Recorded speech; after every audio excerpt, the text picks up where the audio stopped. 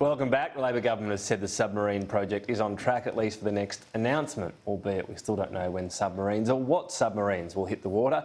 Joining me live is Shadow Defence Minister Andrew Hastie. Thanks very much for your time. Good to be with you, Tom. Thank you. The hint from Labor is it's a joint US-UK project, and particularly nothing bespoke, so that we're in with the rest of them. Is that a good call? Look, we'll wait and see what comes out in March when the AUKUS working group finishes its work, but I think we want to make it as least complex as possible, which means going with one of the established designs, either the Astute class or the Virginia class in the US. And in terms of capability, if we have to do a bit of a mix of a project where we get ships delivered, subs delivered ahead of time that we don't build at all, so not as big an impact on our industry, but we bridge that capability gap, would that be a fair enough decision to make? I think what the Minister has already said is that capability must come first. Of course, we want a sovereign defence industry, and we've been building that over the last decade or so. And that'll happen regardless. That'll happen. We're not going to buy 12 off the shelf, so... Well, just to run nuclear submarines in this country, that has implications for our workforce. It's going to require massive investment just to have the submarines, to maintain them, to run them, to build a workforce that supports that. That's going to create a lot of jobs and industry. Okay. But the main thing is capability. And I guess to focus our minds, I want to go back to what Admiral Davidson, the former commander of Indo-Pacific Command, said at the Senate Armed Services Committee last March in his valedictory appearance. And he said that it's likely that China will potentially try to take Taiwan by force in the next 6 years. It's called the Davidson window, 6-year window. We're now 5 years to go if we go with his timeline. And we're not going to see a nuclear submarine in the next 5 years. That's just reality.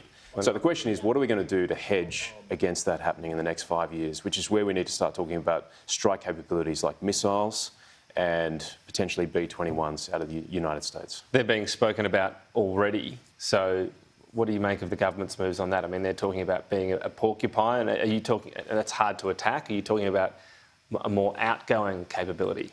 I think we need to be able to hold an adversary at risk, at distance, out past the archipelago to our north. And in order to do that, you need strike capabilities, missiles, aircraft, and long-term nuclear submarines. And that's the kind of defence force capability that we need to build. Would it ever get dire enough, do you think, that to be a proper porcupine, we'd need nuclear weapons ourselves? That's not a question on the table at all. But I'm just, when you look ahead, known unknowns, if you want, the Rumsfeldian sort of prospect, is that something you think we'd ever have to consider? It's not something anyone in the Australian government is considering, nor in the opposition. Okay. The other thing you've been quite strident on is helicopters. So our Taipan helicopters have had some issues. The Morrison government said it replaced them. Richard Marles will review that decision.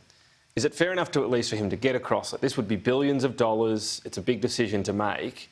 So a review, is that fair enough? Sure, the minister's entitled to review it. I don't deny him that. But it is important to realise that last year, on any given day, the Taipan helicopters were only able to have 46% of its fleet capable for flight. What's a normal percent? Well, you'd expect it to be much higher than that, but around 60, 75%, I'd say. So it's well below where it should be. What's 60 to 75% based on, though? I mean, well, look, I'm not a defence person, so sure. I'm asking a genuine question here. But what's a sort of normal percentage level you might achieve in any given year? Well, I think you'd hope to be up around 75 to 80%. You want to be operationally ready, and if last year we could only, on any given day, have 46% of the fleet ready to fly, that's a big problem. Now, could more of them being out of service because of the improvements that are being tried to make? Potentially, but I think the Taipan has had issues for the last decade, and even Pat Conroy, the Minister for Defence Industry last year, when we announced the Black Hawk decision, he supported it. He said the Taipan's been plagued with all sorts of issues. And Tom, this isn't an academic debate either. Phil Thompson, member for Herbert, was evacuated by Black Hawk in the US. Member for Menzies, Keith Wallahan, a commander who served in Afghanistan, flew Black Hawks. I flew Black Hawks throughout my career, including in the Pacific with the SAS. There's plenty of coalition experience on the backbench that says the Black Hawk is the superior airframe. It's the most battle-tested as well, and I think it's really, really important that we push ahead with this. All right. Well, we'll see what the review brings, then perhaps talk to you after that. Russia mobilisation. Does Australia need to ramp up support along with the West beyond what we're already doing? More weapons, advanced weapons to thwart this? We're already a major non-NATO contributor. We stand firmly with our Ukrainian friends, and of course we'd support more support to them, whether it be humanitarian, financial or military hardware. The Bushmasters have been received very well. Yeah, doing a good job over there. Good job over there. It's an interesting moment for China because Russia can't continue really without China's support. It might be the sensible actor in the room, particularly on the nuclear front. If we see China bringing Russia back from the brink, it could be a good moment for China internationally. Well, you'd hope so, but the statement that they released recently, the premise was all wrong. The premise was that Russia has legitimate interests with Ukraine, whereas it was a completely illegal and unprovoked invasion of Ukraine by Russia. And so if China wants to be a responsible world leader, then they need to call Russia off and negotiate a peace settlement that respects Ukrainian territorial sovereignty. And just on China, Joe Biden has said for a fourth time, and pretty emphatically in an interview, the US would defend Taiwan if attacked by China. What do you make of that comment? Do you welcome it?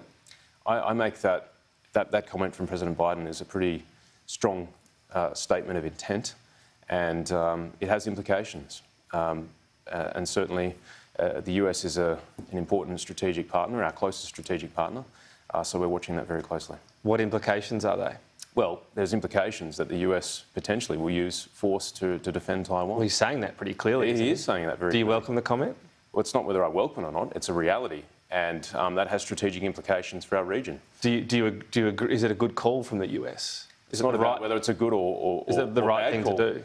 They are standing up for an island democracy of 25 million people, and it's right and proper that they should do that. Right, so you're glad you agree with the comment. You're glad that it was made. I support President Biden's posture towards Taiwan. And do you see this as a change from the US? I don't think it's a change, but certainly But strategic ambiguity was always spoken about, and yet this goes against that. This says, and it is specific. It's not no matter what the conflict is, but if China attacks Taiwan, the US will defend Taiwan. Yeah, that's a change, isn't it? You have said so yourself. Do you think it's a change? Well, I think it is a change. Yeah.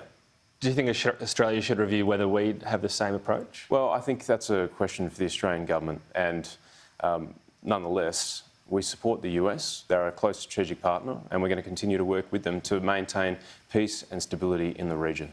But is it something the coalition would weigh up, whether you would push for us to make the same move? That's a discussion for Shadow Cabinet. So is it a discussion you'll begin? Well, it's a discussion we might well have, but okay. I'm not going to have it publicly on air with you right now. Maybe next time. Maybe next time, Tom. Andrew Hastie, thanks for your time. Thank you. Well, interest rate